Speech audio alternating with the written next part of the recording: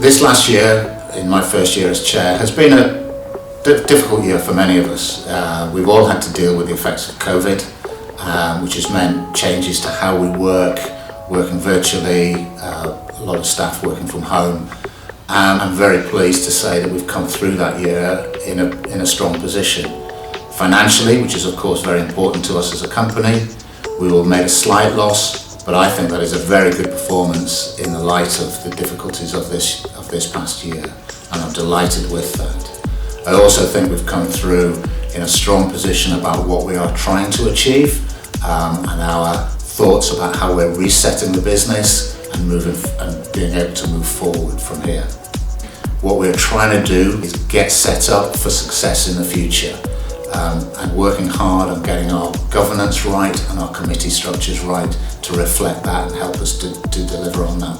Of course, one of the other key things that's happened this year has been the recruitment and appointment of a new CEO. We went through a very rigorous process, which I think was very well run. A lot of good candidates, but I'm delighted with Barry's appointment as CEO. And I think he brings a lot of expertise, a lot of energy, and I've really enjoyed working with him in his first 100 days, and looking forward to continue working with him as part of the team that's going to drive Scottish hockey forward. But Scottish people, amazing welcome, huge amount of passion and energy right across the hockey landscape. I've been out and about, been meeting people, been to clubs, I've done Q&A sessions, being as visible as it possibly can be in 3 months. It's a lot to squeeze in. People have been fantastic, the response has been absolutely great, and so summary of the potential that we have in Scottish hockey is quite enormous. I do think we are a bit of a sleeping giant in what we can achieve. We probably lacked a bit of ambition in the past, if I was being critical, but I certainly want to put that right. We certainly have ambitious people across the Scottish hockey landscape, so we just need to harness that and drive it forward. It's quite evident that I've come in at a pretty tricky time. Obviously COVID's not been easy for anybody. I have to probably acknowledge that there's a huge amount of work for us to do. We had an engagement survey which went out in April.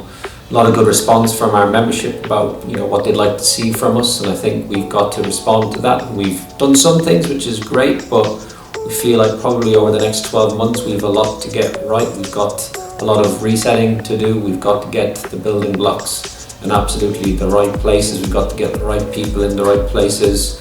We need to build relationships. I think we've had a good start at doing that. I think things are going well with Sports Scotland. They back our direction, the way we want to move things forward. And over the last 3 months I've started to get a real picture in my mind about what we need to do in the future. And when I look about where we want to be in 10 years' time, I think we have to be ambitious, we have to be bold, and we have to convince not just our membership, but we have to convince people who invest in us and spend time with us that we want to be the best. We want to be the best governing body in Scotland. That's a challenge to other governing bodies. We're raising the stakes here, and we have big, bold ideas for what we need to be doing in 10 years' time. I guess hitting the ground running in 3 months, I've already started to put in my mind the sort of phases that need to be done for us to achieve those ambitions. I think it's important that we are ambitious as an organisation, that we set our targets high, and during 2022 we have an opportunity to reset our strategy, and we'll be consulting with you as the members around that. But it's important that we're ambitious as an organisation, that we try and achieve what we want to achieve, and making sure that our governance reflects that, and that we have got the structures in place to allow us to deliver that. So there's a lot of work going on which you'll be hearing about as we move forward, but 2022 is an important year for us as we reset our strategy, work with our stakeholders at Sports Scotland, and work with our partners and sponsors to make sure that we're working together, as I said before, as one team moving forward. I feel our new governance structure, which we've recently agreed, will allow us to be a lot more efficient and effective moving forward, and it'll allow us to get things done. And I think more importantly, it'll also give accountability for us as a team to be able to deliver on our objectives and to be able to achieve those objectives. We're in a period that we're referring to as reset, which is looking at what we have, looking at how we do things, and getting ourselves ready to move into the next phase, which we are calling build, as we move forward with the organisation and work on strengths and get ourselves set up for delivering success. Build will lead us to the next phase, which we are calling Excel. And there we start to realise our ambition and our plans and set ourselves ambitious targets as we move forward. But I think if we are to achieve this really ambitious vision of being, the best governing body in Scotland in 10 years' time, I think the things we do before that are really important. And I think the reset build phase of Scottish hockey over the next few years is absolutely crucial in doing that. So what does reset look like? Well, reset is getting those stepping stones and foundations right for the future. Building a workforce structure that delivers commercial sustainability, deliver a workforce that delivers grassroots participation at levels we've not seen before, creating a performance program and adding to the performance program that already exists that delivers enhanced success that we've never achieved before. And I think if we are realistic about achieving great ambition, it's absolutely important to put time, energy and effort into the right things in terms of resetting what we do now. I think we need to make sure that we get those bits absolutely right, and if we rush into the future without getting that right, I don't think we can achieve the vision that we want to achieve. What does build phase look like? I guess when we've put those building blocks in place, we should start to see some of them being realised during the build phase. We should start to see our participation go up. We should be starting to see that the basics are getting done a lot better than they have been previously. So communication, engagement, all of those pieces, financial income streams, all of those bits that can help us perform better should start to be realised in that build phase. We do those two things right, I think when we get to the Excel phase, we'll really achieve success. Very exciting. We're being ambitious. We are looking at what we can achieve, and I think we are in this build phase going to set ourselves up for success in the future by doing all the right things and getting ourselves well set up and well organised for the future. Now that we've sort of set the wheels in motion for governance changes, I hope that kind of translate into policies that are up to date and that are fit for the future. I hope it also means that our articles of association are modern and fit for a modern, good functioning sports governing body, and I think there's a little bit of work to be done in that space, so I think that's quite important. In terms of other visible changes, I would expect people to see an engagement process probably start to commence in around April time, which will be obviously the strategic plan that underpins our very ambitious plans for the future. I think it's essential and crucial that we hear from our Scottish hockey community what their views on what we should be doing and how we should achieve it. I think when we've got that consultation done, we can really start to see the wheels in motion. I think from a commercial sustainability point of view, I think when we start to appear more professional and do things more professionally, we become more investable. I think there's untapped potential for investment in Scottish hockey, so I think we need to package up hockey and make it sellable. It is, after all, a product that's really sellable, and I think if we put the right energy and time into it, we can really drive some commercial revenue streams in the not too distant future.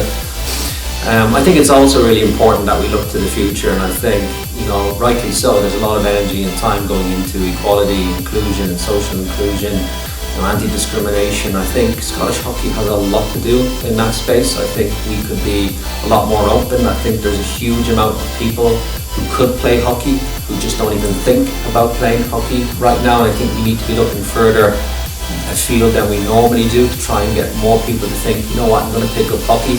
That's something that I want to do, and whether that's because they see it on TV or because we're doing some outreach projects, I feel like there's a huge amount of potential for us to get people playing hockey who've never even thought about playing it before. We rightly so put a lot of energy into our existing audience, but we also start to think about, who are the audience that we need also to be targeting to play this game? Whatever walk of life they come from, they should be welcome into Scottish hockey. Build cannot be done without the efforts and work of the whole team. I think it is important that we think about Scottish hockey as one team. Everybody who plays hockey understands the team concept, and we've got to work as a single team.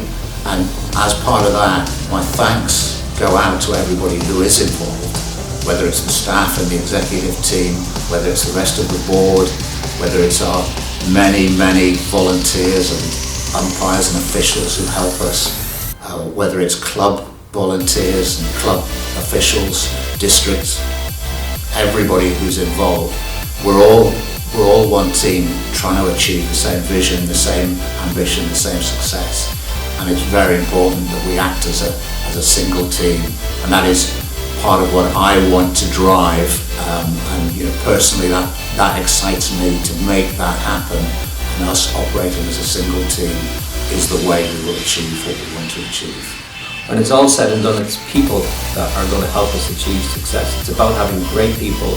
It's about having the right people in the right places at the right time. And I think we need to put a huge amount of time and effort in getting people on board and bought into our vision and get excited about what we can achieve and actually being ambassadors for Scottish hockey, being excited about what we can achieve, but also just being proud of Scottish hockey. I think that's what we need to aspire to be. We want people to be proud to be associated in what we can do and what we are aspiring to be in the future. We want to be excellent.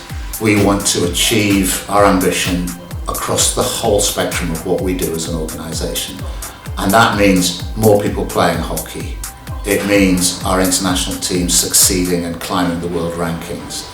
It means we as a sport meet our ambitions around inclusion, diversity, and all of the key things that we need to do as a sport. It means our governance is excellent. It means we achieve more commercial income and diversify our income streams so we're less reliant on a single source as we are at the moment. It means success in everything, and that is what we want to achieve. It's bold, it's ambitious, but it's where we need to aim to get to.